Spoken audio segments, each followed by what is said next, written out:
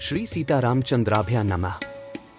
वाल्मीकि रामायण बालकांड सर्ग 16 भाग्य बदलने वाली बातें। श्री वाल्मीकि रामायण बालकांड साग 16।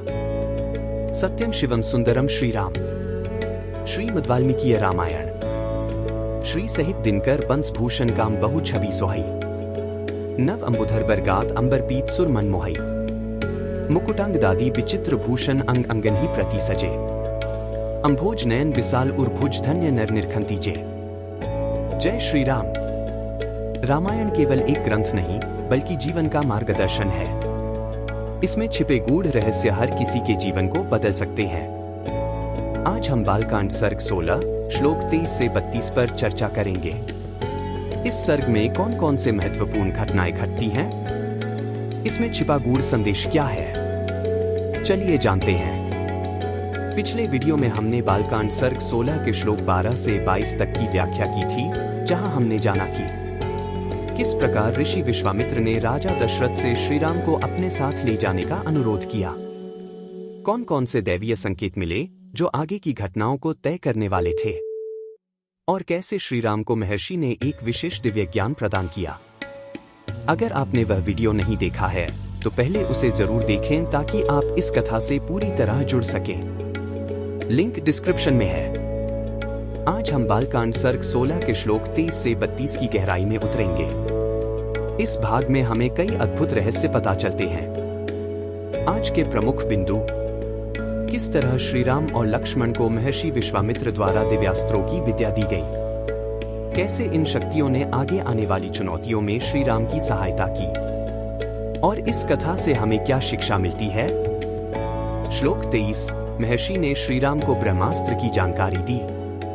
श्लोक 24 महर्षि ने बताया कि यह अस्त्र कैसे कार्य करता है और इसका उपयोग केवल धर्म के लिए किया जाना चाहिए। श्लोक 25 से 28 श्री राम और लक्ष्मण को दिव्यास्त्रों की साधना में लगाया गया।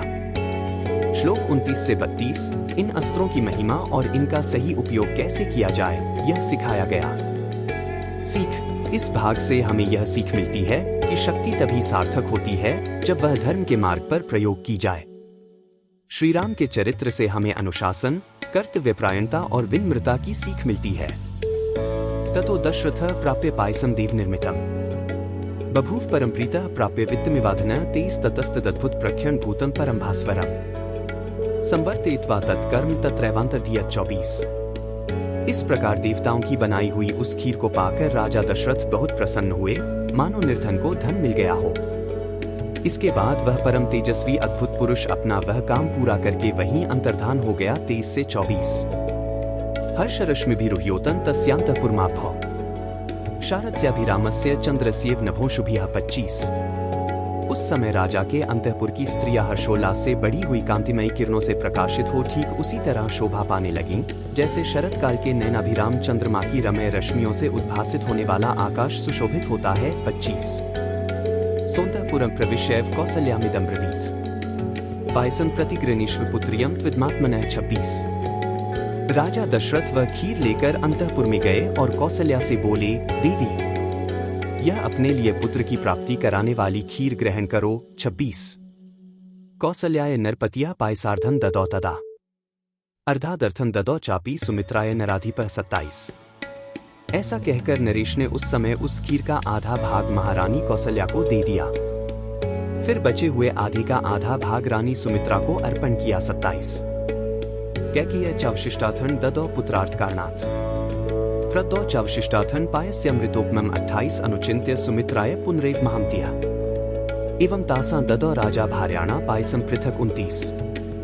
उन दोनों को देने के बाद जितनी खीर बच रही उसका आधा भाग तो उन्होंने पुत्र प्राप्ति के उद्देश्य से कैकेयी को दे दिया। तत्पश्चात उस खीर का जो अवशिष्ट आधा भाग था उस अमृतोपम भाग को महाबुद्धिमान नरेश ने कुछ सोच विचार कर पुनः सुमित्रा को ही अर्पित कर दिया।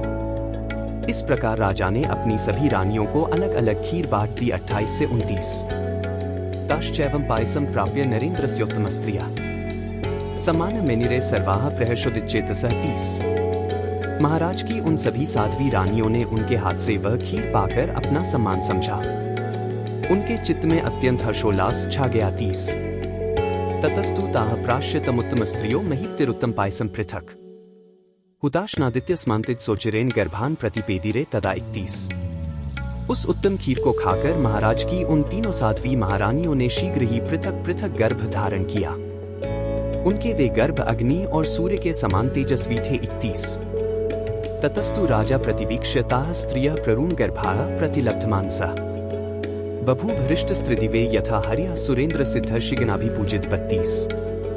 तदंतर अपनी उन रानियों को गर्भवती देख राजा दशरथ को बड़ी प्रसन्नता हुई। उन्होंने समझा मेरा मनोरथ सफल हो गया। जैसे स्वर्ग में इंद्र सिद्ध तथा ऋषियों से पूजित हो श्रीहरि प्रसन्न होते हैं, उसी प्रकार भूतल में देवेंद्र सिद्ध तथा महर्षियों से सम्मानित हो राजा दशरथ संतुष्ट हुए थे। 32। इत्यार्षे श्रीमद् रामायणे वाल्मीकीय आदिकाव्ये बालकांडे षोडश सर्गः 16। इस प्रकार श्री वाल्मीकि निर्मित आर्ष रामायण आदिकाव्य के बालकांड में 16वां सर्ग पूरा हुआ। 16। आज हमने जाना कि श्री राम और लक्ष्मण को कैसे दिव्य अस्त्रों की विद्या मिली, लेकिन आगे क्या होगा? कल के वीडियो में हम जानेंगे बालकांड सर्ग 17 श्लोक 1 से 13 का गूढ़ अर्थ। यह वीडियो बहुत महत्वपूर्ण होने वाला है, तो इस चैनल को सब्सक्राइब करें और बेल आइकन दबाएं ताकि आपको नया वीडियो सबसे पहले मिले। अगर आपको यह वीडियो पसंद आया हो तो इसे लाइक करें, अपने दोस्तों और परिवार के साथ शेयर करें और हमें कमेंट करके बताएं कि आपको इस वीडियो से क्या नया सीखने को मिला।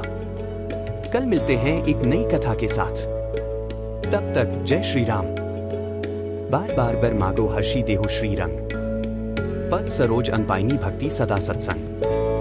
कथा विसर्जन होत है, सुनो वीर हनुमान। जो जन जंग से आए हैं सो तंफ कर ही बयान। बोलो सियावर रामचंद्र जी की जय।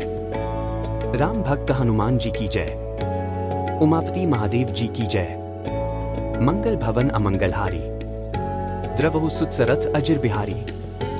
दीन दयाल बिरिदु संभारी, हरहु नाथ मम संकट भारी। जय सिया राम, जय जय सिया राम।